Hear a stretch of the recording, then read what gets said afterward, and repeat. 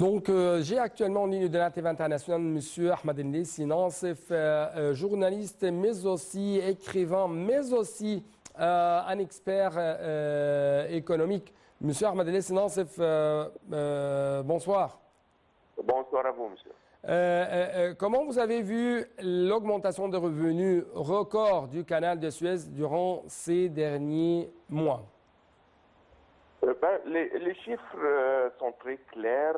On est en train de voir une croissance très importante et on doit mettre cette croissance en contexte. On est en train de voir une croissance presque dans les environs de 20%, alors que le commerce international n'est pas en train de voir une croissance pareille. Donc, qu'est-ce que ça nous dit? Ça nous dit que le canal de Suez est en train d'augmenter son part de marché du commerce international parce que la croissance dans le chiffre que le canal de Suez est en train d'avoir est beaucoup plus élevée que la croissance normale ou la croissance présente dans le commerce international. Si on aurait eu les mêmes chiffres, ça aurait été normal. Donc, c'est très important de comprendre qu'est-ce qui est en train de se passer. Pourquoi on est en train de voir une augmentation qui ne gèle pas avec la croissance mondiale dans le commerce. Ce qui est en train de se passer vraiment, il y a un changement dans la formule de croissance du commerce international. Je pense que partiellement, on peut dire que ça, c'est à cause de ce qui est en train de se passer en Europe ces jours-ci. Et là, on est en train de...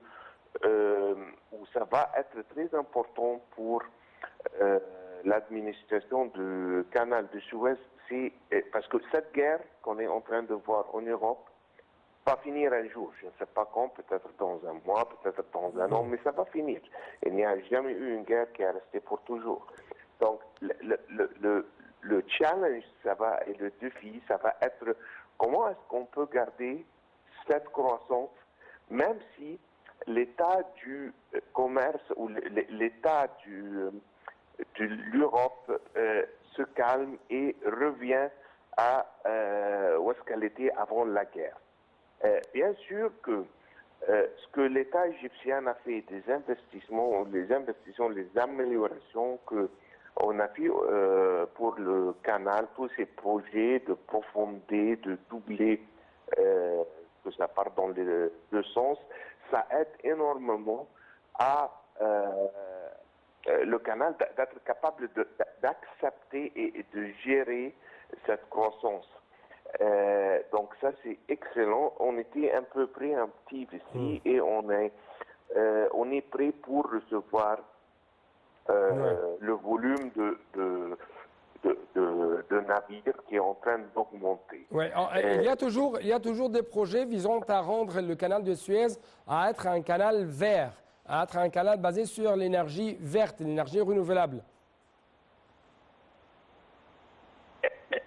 D'avoir un canal vert de point de vue environnemental, vous voulez dire? Oui.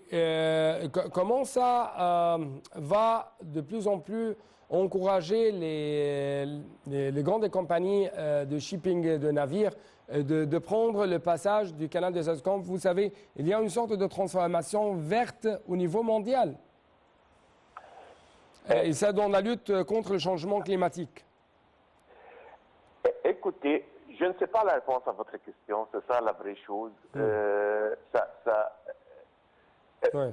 Ce qui est important, c'est de savoir ou de trouver si les lignes maritimes vont choisir le trajet ou la route que leur navire va suivre à cause de est-ce que c'est une route verte ou c'est une route qui n'est pas verte. Je ne sais pas. Si c'est une mesure ou un critère que les sociétés vont choisir, donc c'est super bien. Je pense que c'est très correct qu'on est en train de partir dans cette direction et parce que vraiment tout le monde, tout être humain, toute administration dans le monde a une responsabilité pour réduire les émissions, pour protéger la planète, si vous voulez. Monsieur Ahmed Lesnansef, je dois donc vous remercier infiniment pour de tels éclaircissements.